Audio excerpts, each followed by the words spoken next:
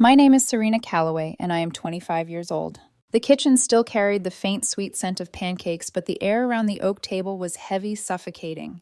It was the same table where I'd once sprawled out math homework, where birthday candles had been blown out, where laughter used to echo. Today, though, the laughter was gone. Instead, I was facing what looked and felt like a tribunal.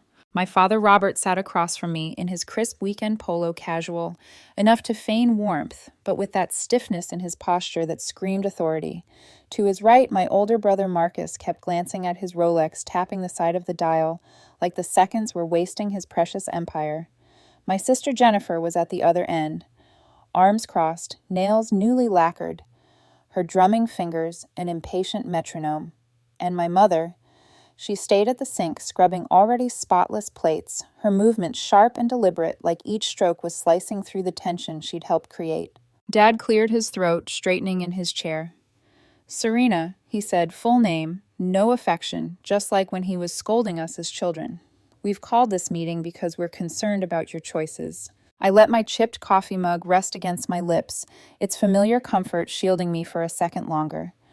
My choices. Mom spun from the sink dish towel clenched like a weapon. "Your lifestyle," she clarified. "It's been 3 years since graduation. 3 years, Serena. And you're still living in that tiny apartment, still working those odd computer jobs." "Freelance web development," I corrected softly. Marcus snorted a sharp, derisive sound. "Freelance unemployment, you mean? Do you even have health insurance, or are you just praying you don't get sick?" The words should have stung, but I'd heard them all before. I just sipped my coffee. If he knew the truth, that I had one of the top private plans available courtesy of the LLC I'd built to manage my ventures, he wouldn't be sneering. Dad leaned forward, lacing his fingers. His voice carried that tone he used at board meetings, the one meant to project patience but left no room for argument. "We've been patient. We gave you space to figure things out after college. But Serena, this computer hobby is not a career." Jennifer nodded eagerly, piling on. "Do you know how embarrassing it is when people ask what my sister does? Marcus has his firm. I'm a director at Belmont Industries. And you? What am I supposed to say, that my little sister plays on her laptop all day in pajamas?" Her nails clicked against the wood, each tap like a tiny dagger. What none of them knew was that I hadn't touched family money in years, that I had built something far beyond what any of them could imagine. And yet here they were, mistaking silence for failure. "We've made a decision," Dad announced, pulling a thick folder from beside him and placing it on the table with a dull thud. His expression was solemn, satisfied. "It's time for some tough love. Here it comes."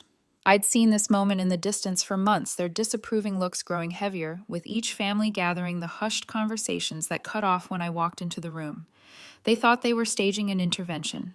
What they didn't know was that I'd been preparing for this exact conversation all along. Mom finally sat at the table, folding her hands in front of her.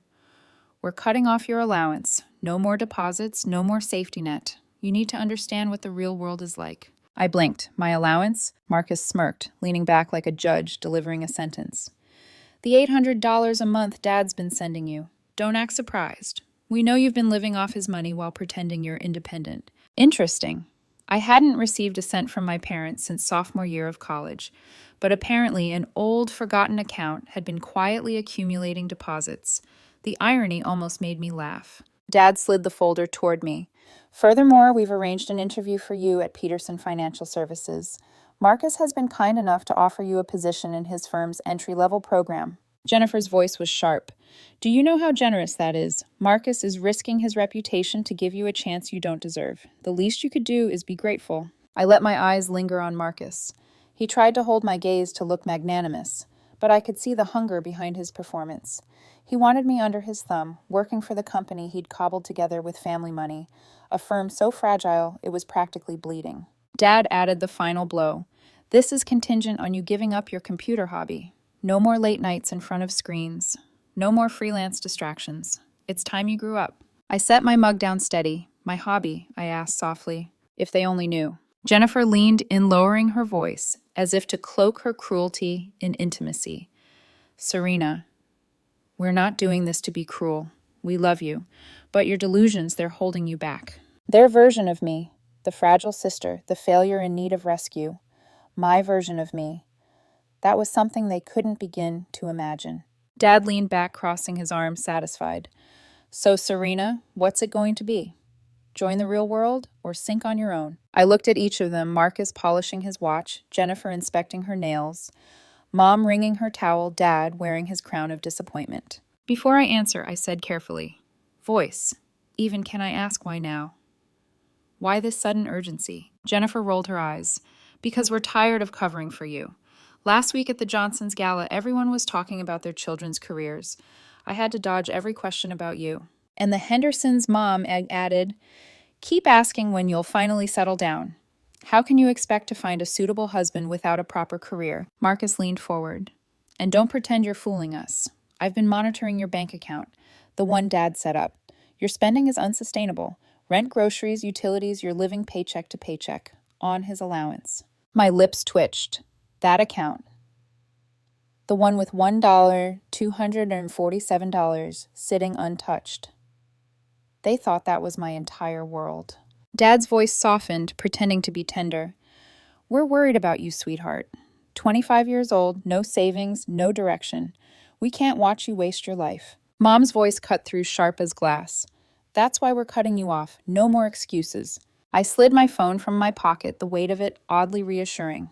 I understand, I murmured. Right then the screen lit up. Caller ID, Patricia Morrison and Associates. I stared at it for half a beat, then pressed the speaker button. Good morning, Miss Calloway.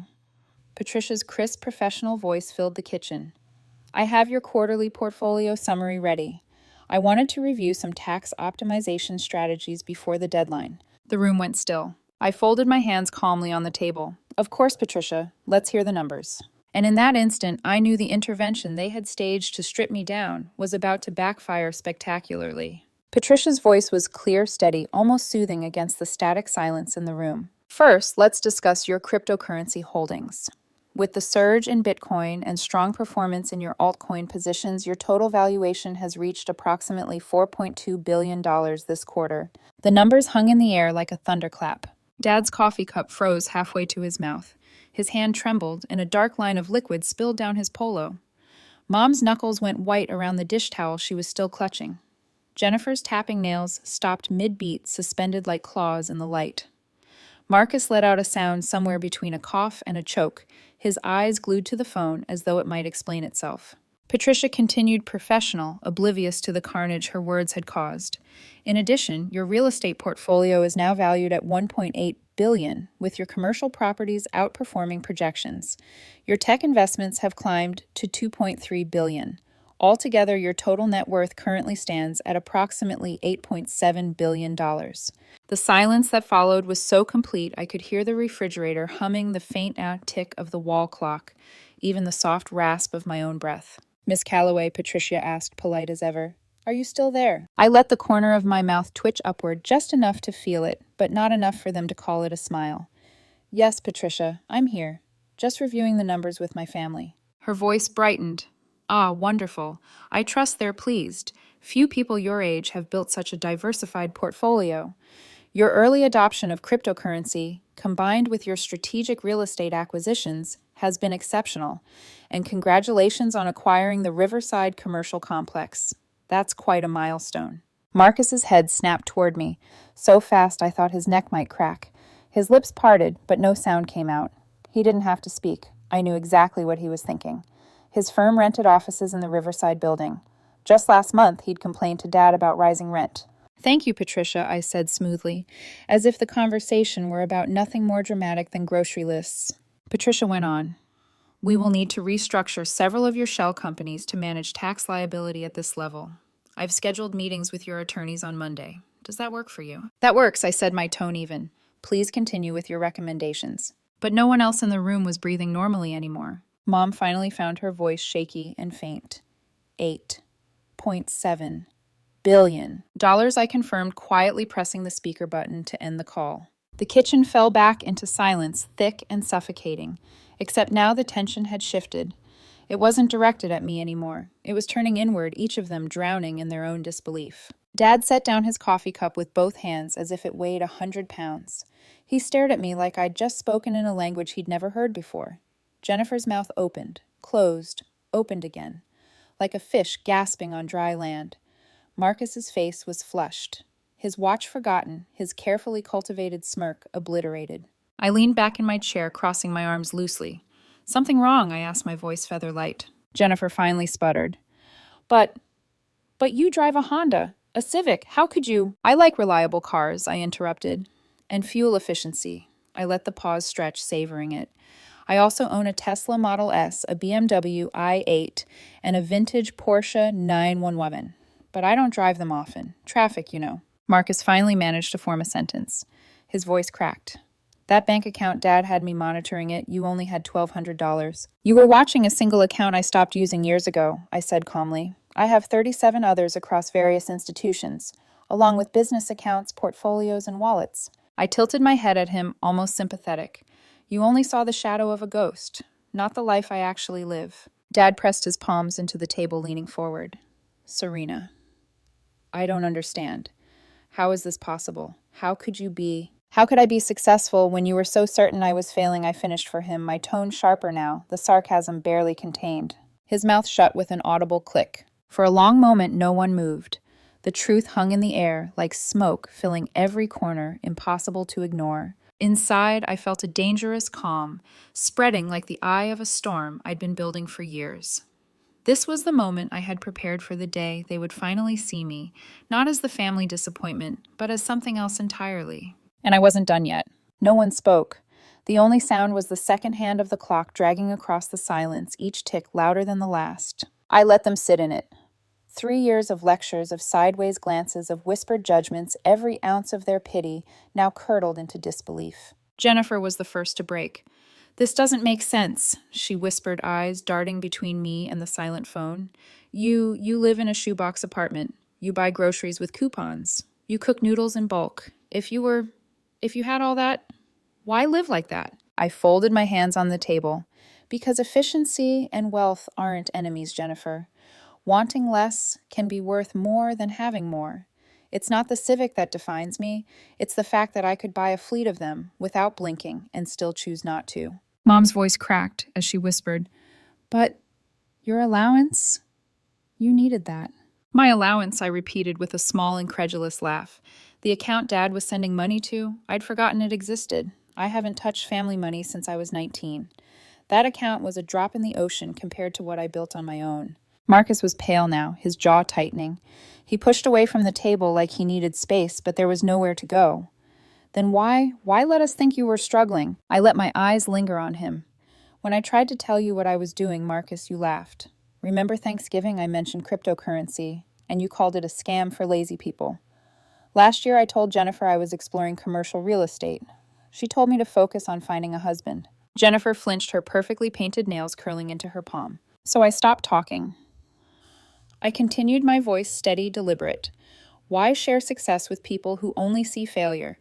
Why explain ambition to people who've already decided it's delusion? Dad's face was ashen. His hand trembled as he adjusted his collar. "Serena, you should have told us. We didn't know." "That's right," I said sharply. "You didn't know. Because you never asked. You assumed. You created a version of me, in your minds, the floundering daughter in need of rescue. The failure who required intervention. It was easier to pity me than to actually listen." I rose from my chair, slowly, deliberately.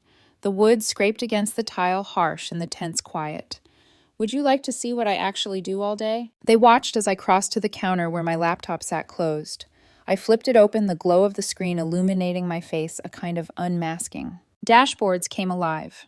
Cryptocurrency charts, surging in real time. Investment portfolios, scrolling with numbers that shifted by the second, property reports, detailing revenues larger than their combined salaries. "This," I said, turning the screen toward them, "is my morning routine. Asian markets, crypto movements, new investment opportunities, property performance. While you assumed I was wasting time, I was managing assets worth more than most corporations." Jennifer gasped softly. Marcus leaned forward despite himself, his eyes scanning the dizzying figures. Mom whispered, It's so much." "It's work," I corrected. "Work you dismissed because it didn't look like yours. Work you mocked because you couldn't recognize it." For the first time, Dad's voice didn't carry authority. It carried something else, fear. I don't know what to say. I met his eyes, holding them. "You could start with, 'I'm sorry.'" The weight of my words pressed down on the room. Nobody reached for coffee now. Nobody drummed their fingers. The tribunal had collapsed. And for the first time in years, I wasn't the one on trial. Dad rubbed his temples as though he could massage clarity back into his mind. His voice was brittle when he finally spoke. 8.7 billion, he murmured. Serena, this doesn't feel real. Oh, it's real, I said softly. Very real. Jennifer leaned forward suddenly, as if sheer proximity might help her understand. But you still live in that tiny apartment. You wear the same sneakers for years. You don't even shop for clothes unless Mom drags you along. Her voice wavered, part accusation, part plea. Why would anyone with that kind of money choose to live like that? I tilted my head, studying her.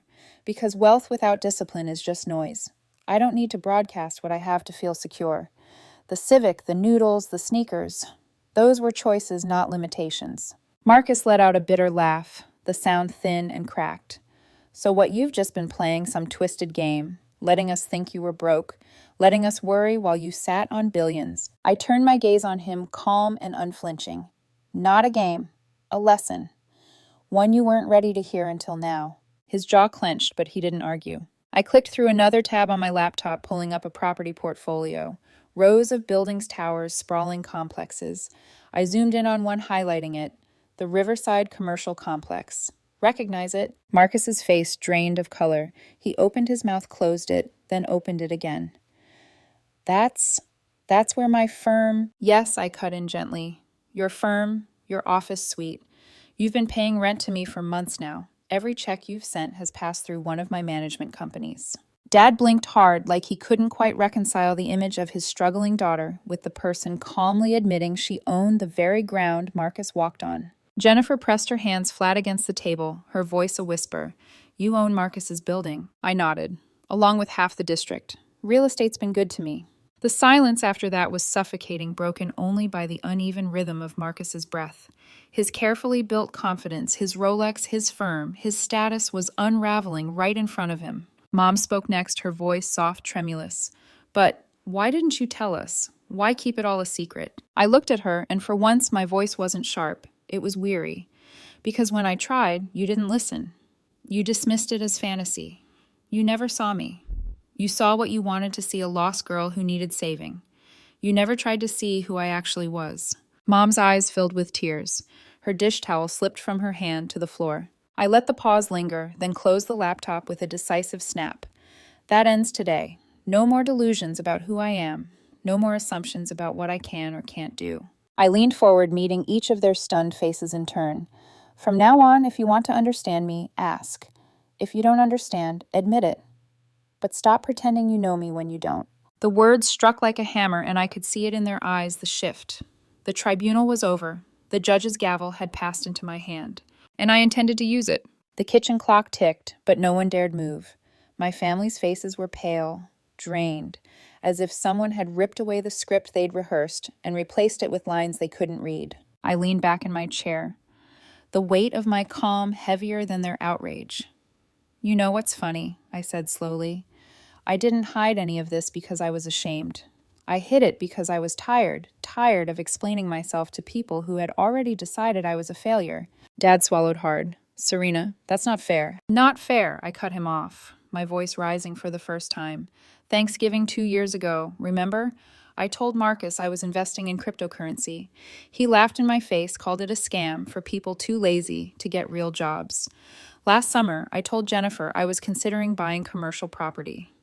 Do you remember what you said, Jennifer? Her lips parted, but no sound came. You patted my shoulder like I was a child. I continued, voice tightening, and told me to stop dreaming and focus on finding a husband. Like marriage would validate me more than the empire I was building. Jennifer's eyes dropped to the table. The shimmer on her manicure looked dull under the kitchen light. And you, Dad, I said, locking eyes with him. Every time I mentioned my work, you called it a hobby.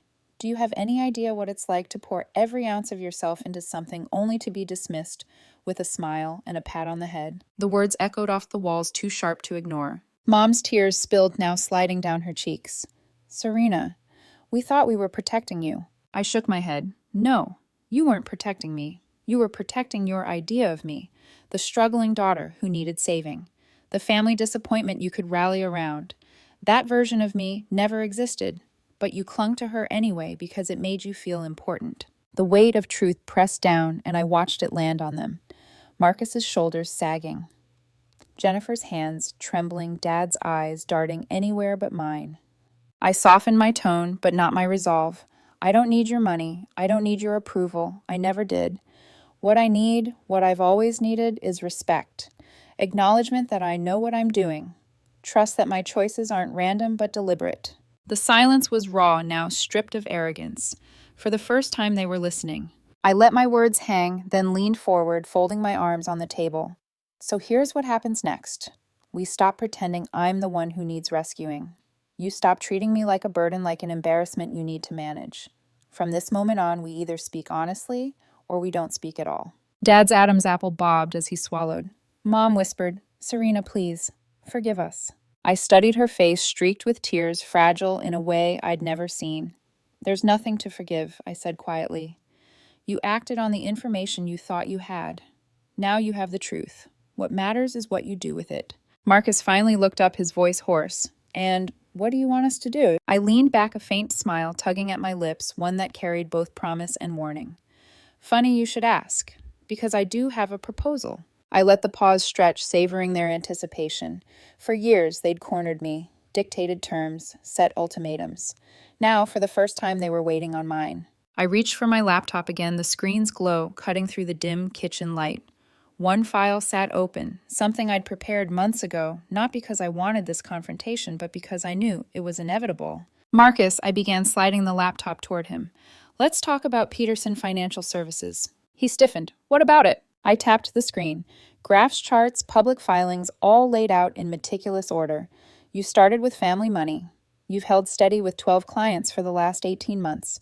Revenue is flat. Overhead is rising. You're paying $8,000 a month in rent for your office at Riverside. I let that word linger, which, as you now know, is my building. His jaw clenched. How do you know all this? Because I make it my business to know my tenants' financial health. Due diligence, I said simply. Your strength is client relationships. You're good with people. But you don't have the capital or technology infrastructure to scale. Without change, your firm won't survive the next 2 years. He bristled, but I saw the truth flicker in his eyes. I'm offering you a partnership, I continued. I back you with capital technology and access to institutional-grade investments. You stay as managing partner of the advisory division. We rebrand as Callaway Peterson Financial. You get stability, growth, and a chance to build something real. In return, I get your loyalty and your honesty. Marcus stared at the screen like it was both a lifeline and a noose. Before he could answer, I turned to Jennifer. Belmont Industries, I said. Good company. Solid market share, but they're bleeding potential in digital. Their marketing strategy is stuck 5 years in the past. Jennifer's eyes widened. How would you... I've been watching them, I said calmly, and I've been considering acquiring a stake. If I do, someone has to lead their digital transformation. Someone with drive. Someone who understands the new landscape. She blinked, her posture shifting. You mean me? Yes. You get a better title, more pay equity stake, and the chance to prove yourself beyond manicure and gossip sessions at charity galas. But you'll need to earn it not by flaunting, but by delivering. Her face flushed a mix of shame and a spark of something else, ambition maybe. Finally, I turned to my parents. My voice softened, but my gaze didn't waver. Mom, Dad, I don't need your money, and I don't need your approval. What I want is respect. I want you to stop treating me like the lost child at the table. Stop assuming, start asking. Stop judging, start listening. Mom's tears slipped freely now. Dad's shoulders sagged under the weight of his own pride cracking open. Serena, Mom whispered, her voice trembling. We can do that. We'll try. I nodded. Good, because if you can't, then you'll lose me. And I think we both know that's a price you don't want to pay. The silence after that was thick, charged different from before. Not condescension, not pity. Something closer to reverence, though none of them would dare say the word. I leaned back, folding my arms, the faintest smile playing on my lips. So, do we have a deal? They exchanged glances. The same family who had staged an ambush an hour earlier now sat waiting for me to grant them a future. And for the first time, they seemed to understand that the only way forward was through me. The deal didn't need signatures. The silence that followed was binding enough. Marcus stared at my laptop, eyes darting over figures he couldn't deny. Jennifer sat straighter, her pride wounded, but not extinguished. Maybe for the first time she was ready to compete on merit. And my parents, who had spent years mistaking control for love, looked smaller now, humbled. That night, the kitchen table where they had planned to stage my downfall became the place where we redrew the family map. For the next 3 hours, I walked them through my world. Marcus scribbled notes as I explained crypto volatility and hedging strategies. Jennifer surprised me. Her questions were sharp hungry. She wasn't as shallow as she pretended at parties. Mom and Dad sat quietly absorbing like students who finally realized they'd misjudged their teacher. By the time the clock struck midnight, we had sketched the bones of something new. Marcus would lead the advisory arm of Callaway Peterson Financial. Jennifer would spearhead a digital transformation project once my stake in Belmont was finalized. My parents, well, they didn't need roles. Respect would be enough. Weeks blurred into months. By the time the leaves turned and the air carried the bite of autumn, Forbes had me on their cover, the 25-year-old, who built a $9 billion empire in silence. The photo shoot was awkward. I wasn't used to standing in designer heels under hot lights, but the headline made the discomfort worth it. The article didn't just detail my rise from dorm room crypto miner to stealth billionaire.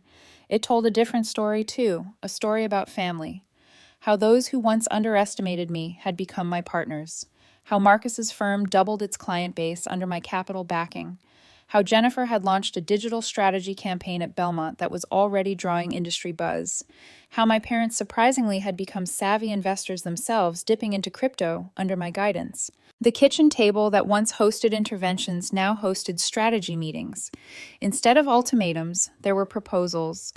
Instead of pity, there was pride, sometimes awkward, sometimes unspoken, but real. And every Saturday morning, when Patricia called with portfolio updates, I made sure to put her on speaker.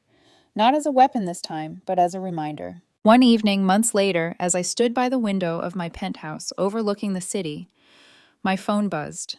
It was Sarah Kim, the Forbes journalist. "Serena," she said, "when I answered, the article is still one of our most read pieces this year. Our readers are fascinated by your story. What do you think is the single biggest lesson you've learned through all of this?" I looked out at the skyline, the lights of towers I owned, twinkling against the dark. My family's laughter floated faintly from the dining room behind me. They were arguing playfully about whether Marcus's client retention rates were better than Jennifer's campaign click-throughs. The biggest lesson, I repeated, that success isn't about proving people wrong. It's about exceeding your own expectations.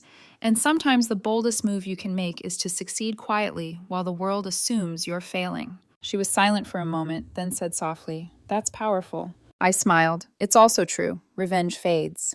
But building something extraordinary that lasts. When the call ended, I turned back toward the dining room. My family was waiting this time not to judge, but to plan, to build, to listen. And for the first time in years, I felt what I had been missing all along. Not validation. Not approval. Respect.